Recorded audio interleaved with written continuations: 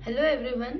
हम अपना pharmaceutics 1 chapter number 2 introduction of Indian pharmacopoeias देख रहे थे। लास्ट वीडियो में हमने first edition, second edition and third edition देख लिया था। आज हम स्टार्ट करेंगे fourth edition of pharmacopoeia, specially Indian pharmacopoeia. Indian pharmacopoeia को ही शॉर्ट फॉर्म में मैंने आईपी लिखा हुआ है, जो हमारी ड्रग्स के ऊपर भी लिखा रहता है आईपी। 1996 के अंदर हमारा फोर्थ एडिशन बना था फार्माकोपिया का। इसके अंदर क्या कंटेन था, इसकी स्पेशलिटी देखते हैं। It contained 1149 monographs and 123 appendix and available in 2 volumes. This is important. पहली बात, इसके अंदर मोनोग्राफ्स थे 1149 and 123 अपेंडिक्स थे। और ये हमारा जो फोर्थ एडिशन था 2 वॉल्यूम्स में बना था, वॉल्यूम 1 वॉल्यूम 2। ठीक, तो आगे देखते हैं। Computer generated structure formula introduced. Computer से जो स्ट्रक्चरल फॉर्मूला हम जो अपने मेडिसिनल केमिस्ट्री, स्पेशली जो वी फार्मा वाले हैं वो पढ़ते हैं, स्ट्रक्चरल फॉर्मूला केमिस्ट्री के पार्ट है ये। ठीक है, कंप्यूटर बेस्ड जो फॉर्मूला कंप्यूटर से जनरेट किया गया है उनको इंट्रोड्यूस किया गया था। Next is infrared and UV red absorption spectrophotometric test. थोड़ा लंबा नाम है। इंफ्रारेड और ultra red absorption spectrophotometric test को आइडेंटिफिकेशन के लिए इंट्रोड्यूस कर दिया गया था कि इसकी खोज होगी तो ऑफ कोर्स अच्छा था, तो उसको इंट्रोड्यूस कर लिया। Next is highly performance liquid chromatography, HPLC। ये हम बहुत ज्यादा बार अपनी फार्मास्यूटिक्स में या पूरी फार्मेसी में हम पढ़ेंगे। HPLC को भी फोर्थ एडिशन में बहुत ज्यादा यूज किया गया था। देखो एग्जाम्पल से दे रखा है। पहले क्या होता था, बायोलॉजिकल एसे होता था किसका, इंसुलिन का बायोलॉजिकल एसे होता था, जिसको रिप्लेस कर दिया गया था HPLC से।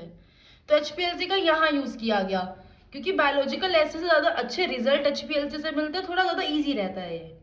Next is test for bacterial endotoxin as a more suitable substitute for test for pyrogens.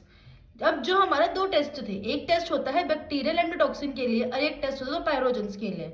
तो जब बाद में ये पाया गया, ये डिस्कवरी हुई कि जो बैक्टीरियल एंडोटॉक्सिन का अगर हम टेस्ट कर लेते हैं वो ज्यादा अच्छा है, वो सुटेबल है।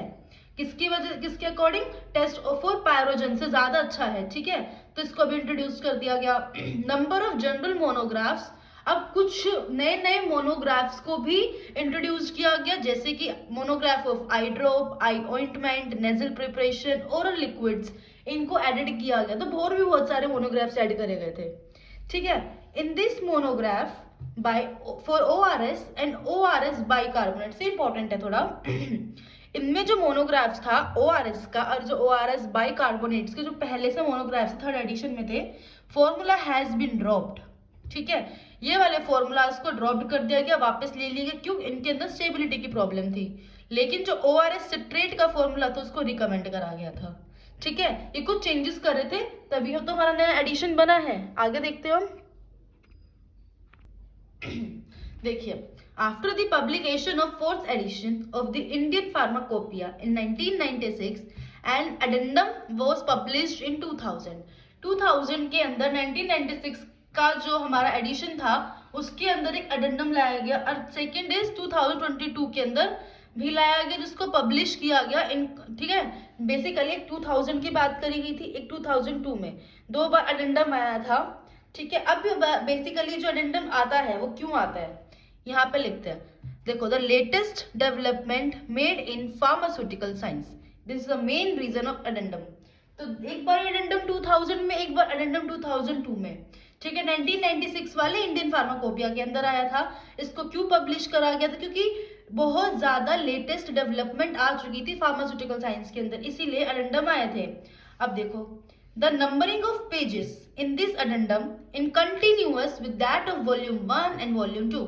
अब क्योंकि हमारा 1996 का Indian pharmacopoeia volume 1 and volume 2 में लिखा था। ठीक है, अब ये लिखा है 1996 की बात कर रहे हैं। ठीक है, अब जो 2000 और 2002 में एडेंडम आया है उनको अब अलग से तो बुक बनाई नहीं जाएगी, क्योंकि कोई एडिशन है नहीं ये। ठीक है, जब कोई एडिशन, मतलब कोई एडिशन है नहीं तो अलग से बुक बनेगी नहीं, तो जो वॉल्यूम 1 और वॉल्यूम 2 था ना, उनके आगे ही कंटिन्यू कर दिया गया था। तो यहाँ पे यही लिखा है, continue with that of volume 1 and volume 2 of Indian pharmacopoeia 1996 addendum 2000, इसके नाम से इसको जाना जाता है। अब बाद आता है, चलो ठीक है एडेंडम तो लाया, अब चेंजेस क्या क्या करे, हमें चेंजेस भी तो पता होने चाहिए. A number of tests and standards in monograph have been amended and replaced with old monographs. जो पुराने मोनोग्राफ्स थे उनको चेंज करके नए वाले मोनोग्राफ, स्टैंडर्ड मोनोग्राफ को इंट्रोड्यूस किया गया था. क्योंकि क्या होता है ना, जब नई नई डिस्कवरीज होती है, टाइम के साथ में चीजें चेंज होती है और बेटर चीजें होती जाती है, तो जो पुरानी ओल्ड मेथड था, ओल्ड मोनोग्राफ्स थे, उनको रिप्लेस कर दिया, क्योंकि आज के टाइम पे हमारे पास उनसे ज्यादा अच्छे मोनोग्राफ्स हैं. Next is test of bacterial endotoxin replace the pyrogen test. Pyrogen test को एकदम ही हटा दिया गया, बैक्टीरियल एंडोटॉक्सिन टेस्ट ही रखा गया. और next is an appendix on HPLC has been replaced by revised version covering ion chromatography. Ion है, ठीक है, हमने जो पीछे HPLC का मेथड पढ़ा था उसको रिप्लेस कर दिया गया था किससे, आयन क्रोमेटोग्राफी से. ठीक है, फिर next is monograph of a number of anti retroviral activities and their formulations introduced. जो एंटी रेट्रोवायरल एक्टिविटीज होती है, ठीक है, उनके लिए भी फॉर्मुलेशंस को इंट्रोड्यूस कर दिया गया था. Monograph of vaccines for hepatitis B, it is very important, and that for rabies have been revised. जिनकी जो हेपेटाइटिस बी और रेबीज की वैक्सीन्स थी, इनको भी रिवाइज किया गया था. तो नेक्स्ट अब देखिए आगे, government of India, ministry of health and family welfare constituted the Indian pharmacopoeia commission. इसकी शॉर्ट फॉर्म होती है IPC on 22 मार्च 2005. इसके अंदर एक कमेटी बैठाई गई थी. IPC एक कमेटी थी जो ministry of health and family welfare ने बनाई थी. ठीक है, अभी जो IPC है ना, इसके 3 टायर के स्ट्रक्चर्स थे. ये आपको पता होनी चाहिए, चीज बहुत इंपॉर्टेंट है, पूछ सकते हैं किसी भी कॉम्पिटिटिव एग्जाम में भी पूछ सकते हैं कि जो IPC थी उसके 3 टायर के स्ट्रक्चर्स क्या क्या थे. एक थी जनरल बॉडी जिसमें थे 19 मेंबर्स, एक थी गवर्निंग बॉडी जिसके अंदर थे 8 to 10 मेंबर्स, और एक थी साइंटिफिक बॉडी जिसमें थे 15 to 23 मेंबर्स. हम इन मेंबर्स के नाम, इनकी बॉडी कौन सी थी और इनमें कितने कितने मेंबर थे, ये हमें अच्छे से लर्न होने चाहिए. जनरल बॉडी में थे 19 मेंबर्स, गवर्निंग बॉडी में थे 8 to 10 मेंबर्स, साइंटिफिक बॉडी में थे 15 to 23 मेंबर्स. ठीक है, तो इनकी एक पहले IPC की बनाई गई कमिटी, फिर बाद में और जो एडिशन आए हमारे पास उन्होंने ही इस पर वर्क किया, क्योंकि एक रिसर्च टीम बन गई हर तरह से. अब हम नेक्स्ट देखेंगे 5th एडिशन. फिर 2007 आता है, उसके अंदर हमारा इंडियन फार्माकोपिया का 5th एडिशन आता है. ठीक है, अब इसके अंदर क्या था, इन IP 2007 प्रेजेंटेड इन 3 वॉल्यूम्स. ठीक है, 1996 में 4th एडिशन आया जिसके 2 वॉल्यूम थे. 2007 में 5th एडिशन आया जिसके 3 वॉल्यूम्स थे. वॉल्यूम 1 क्या कंटेन करता है, contain general notes, preface, structure of IPC, introduction of general chapter. ठीक है, इसमें मतलब कह सकते हैं हम जो इंट्रो टाइप की चीजें ज्यादा है कि स्ट्रक्चर ऑफ IPC क्या है, प्रीफेस क्या है, जनरली चीजें क्या क्या है. वॉल्यूम 1 में ये चीजें बता रखी है. वॉल्यूम 2 में क्या बता रखा है, deals with general monograph on drug substance, dosage form and pharmaceutical ads. Drug substance के मोनोग्राफ्स के बारे में, डोसेज फॉर्म के बारे में बता रखा है. ठीक है, वॉल्यूम 2 में ये बता दिया. वॉल्यूम 3 में क्या बताया, अब contain monograph of drug substance, dosage form. ये तो देखो सेकंड में भी था, लेकिन ये 3rd में भी है. ड्रग सब्सटेंस के मोनोग्राफ, डोसेज फॉर्म के बारे में. इसके अंदर और नया क्या है, vaccines, herbal products, blood and blood related problems. Volume 3 के अंदर ये इंक्लूड किया गया है. General chemical test for identification have been almost eliminated. जो जनरल केमिकल टेस्ट थे ना आइडेंटिफिकेशन के, उसको ऑलमोस्ट एलिमिनेट कर दिया गया था और उसकी जगह पे more specific infrared and UV spectrophotometric test को ही रखा गया था. तो जो जनरल मेथड था ना, पहले केमिकल टेस्ट करते थे आइडेंटिफिकेशन के, उसको ऑलमोस्ट निकाल दिया गया, थोड़े बहुत रखे थे. उसकी जगह पे ज्यादा अच्छे infrared and UV spectrophotometric test को ही इंक्लूड किया गया था, क्योंकि इनका रिजल्ट बहुत स्पेसिफिक रहता है, बहुत अच्छा रहता है. आगे देखते 5th एडिशन में क्या क्या चीजें थी.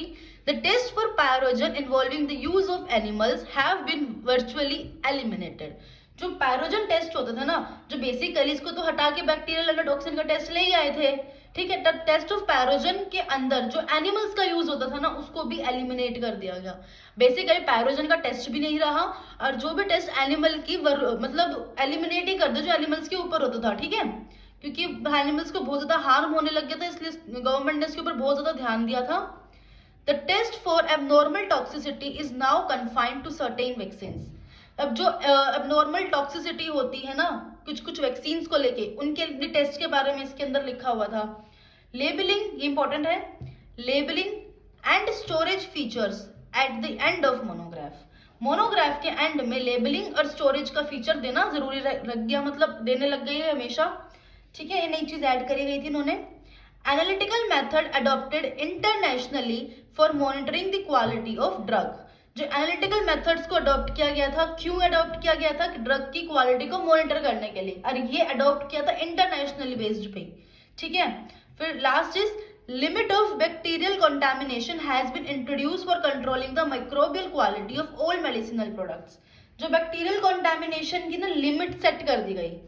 ठीक है, आज हम पढ़ते हैं ना कि इसके अंदर इतना कंटामिनेशन नॉर्मल है, ये हमारे इंडियन फार्माकोपिया में लिखा है। जो भी रिसेंटली हमने भी सुना था कि कॉफी के अंदर लाइक इतने कॉकरोच रहते हैं, बेसिकली आई डोंट नो सच है नहीं है, लेकिन एक हर टेस्ट के ना एक लिमिट जरूर होती है। मैं अपनी फार्मेसी इसके बैकग्राउंड के अकॉर्डिंग बोल सकते हैं कि अगर हमारा कोई भी टेस्ट, हम कोई भी ऐसे कर रहे हैं तो उसके लिए हमें एक लिमिट जरूर होती है। ऐसेज में होती है लिमिट कि इतने लिमिट तक अगर ये चीज है तो हम इसको पास कर देते हैं। जैसे कि कभी भी हम कोई बल्क में अपनी शूटिंग स्लैब में या फिर हम एक इंडस्ट्री बेस्ड पर हम कुछ प्रोडक्शन कर रहे होते हैं, कोई मेडिसिन बना रहे होते हैं, तो हम उसका लास्ट में क्वालिटी टेस्ट करते हैं। क्वालिटी टेस्ट की एक लिमिट होती है, अगर वो उस लिमिट तक जा रहा है, हम ये नहीं कि कुछ भी चीज 100% तो हम बोलते नहीं है कि कुछ भी, डेटॉल भी 100% की गारंटी नहीं लेता ना, वैसे ही तो एक लिमिट सेट करते कि इतनी लिमिट तक है। अगर इतनी लिमिट के अंदर हमारे कोई भी प्रिपरेशन है वो वेरी कर रही है, लाई कर रही है उसके अंदर, तो हम उसको सेट कर देते कि वो सही है। अगर उस लिमिट के अंदर लाई नहीं करती तो वो हमारी प्रिपरेशन नहीं रहती सही। ठीक है, ऐसी प्रिपरेशन को पास और फेल किया जाता है। सो ये हमको 5th एडिशन में बताया था, स्पेशली बैक्टीरियल कंटामिनेशन के बारे में बताया गया था। ठीक है, सो यहाँ हमारा 5th एडिशन भी हो गया है 2007 में जो आया था। नेक्स्ट वीडियो में हम आगे के एडिशन देखेंगे, तब तक के लिए like share and subscribe, bye bye.